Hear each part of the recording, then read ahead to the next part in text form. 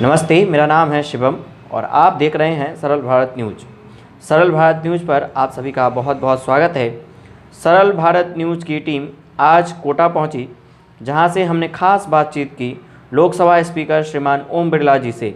हम एक राज्य से प्रयास कर रहे हैं कि हमारे वैदिक काल से हमारी लोकतांत्रिक परंपराएं रही हैं, व्यवस्थाएं रही हैं। पंचायत राज भी अलग अलग राज्यों के अंदर अलग अलग तरीके से संचालित है, लेकिन पंचायत राज की स्थापना राजस्थान की धरती से हुई थी। इसलिए पंचायत राज कैसे मजबूत हो सके, पंचायत के अंदर कैसे लोकतंत्र को अधिक सशक्त मजबूत बना सके, वहाँ ग्राम सभाएं का जो कंसेप्ट है कि ग्राम सभाएं होती है, ग्राम सभाओं में ग्राम का सुझाव लिया जाता है और ग्राम सभा का सुझाव लेने के बाद उस गांव की विकास की योजनाएं बनती हैं। लेकिन ग्राम सभाएं ठीक से चलें, उसमें जनता की भागीदारी हो और जो उनके फैसले और निर्णय लिए जाते हैं, उन फैसले और निर्णय को न जिला प्रशासन बदल सकता न राज्य सरकार बदल सकती। इसलिए ग्राम सभाओं के फैसले के आधार पर विकास हो,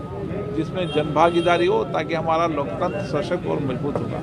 इस दिशा के अंदर हम देश की सभी ग्राम पंचायतों के अंदर लोकतंत्र सशक्त मजबूत है, उसको एक दिशा देने की आवश्यकता है, ताकि जनभागीदारी के आधार पर गांव के विकास का एक मॉडल तैयार हो सके। सर, कल आप प्रबुद्धजनों से भी मिले, पंचायत समिति के निर्वाचितों से मुलाकात आपने की, तो किस तरह का फीडबैक आपको मिला है?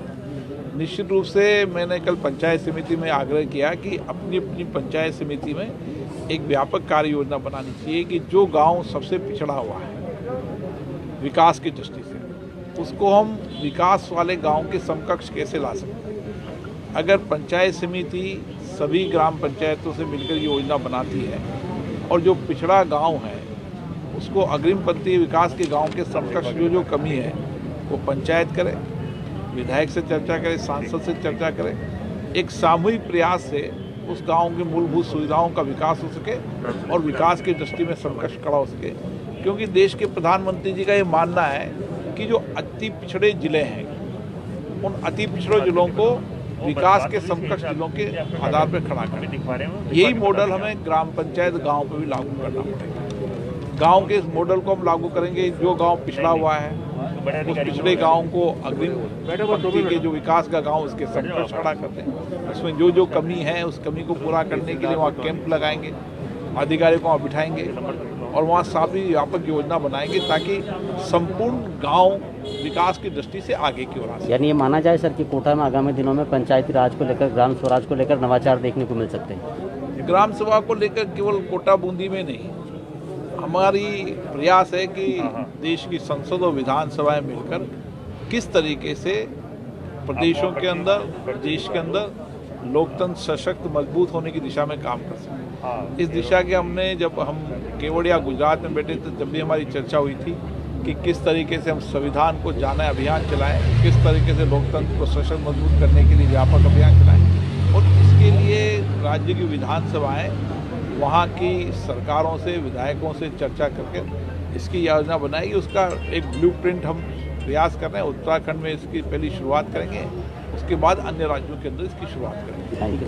सर, आस्था का प्रतीक राम मंदिर और दूसरा विश्वास का प्रतीक संसद भवन, तो सर नए संसद भवन के बारे में क्या कहेंगे? नया संसद भवन का शिलान्यास हुआ है, भूमि पूजन हुआ है, सर्वोच्च न्यायालय के आदेश का इंतजार है। जैसे ही निर्णय आएगा, मुझे आशा है कि देश के न्याय संगत तरीके से जो भी निर्णय आएगा उसके आधार पर कार्य योजना बनाएगा। जी सर, जैसे अभी छात्र काफ़ी परेशान हैं, तो सर जो शैक्षणिक संस्थान है इनको खोलने पे सर क्या विचार किया जा रहा है आपकी सरकार के द्वारा? शैक्षणिक संस्थाएं खोलने के लिए केंद्र सरकार ने राज्यों को एक गाइडलाइन जारी की है जी कि अपने अपने राज्य अपने अपनी परिस्थितियों के अनुसार एक गाइडलाइन बनाए और उसके आधार पर शैक्षणिक संस्थाएं शुरू करें। सर जो आप संसद भवन चलाते हैं उसके बारे में क्या कहेंगे सर, जो आप इतना सर तेज़ी से और अच्छे से जो आप अपने कार्य को संचालित करते हैं? कोशिश करते हैं सबके सहयोग से संसद की कार्रवाई चले बात टूट के न बिना बाधा के चलती पड़े। जी धन्यवाद सर, सरल भारत से आप बात करेंगे, थैंक यू। सर कौन सा भारत है?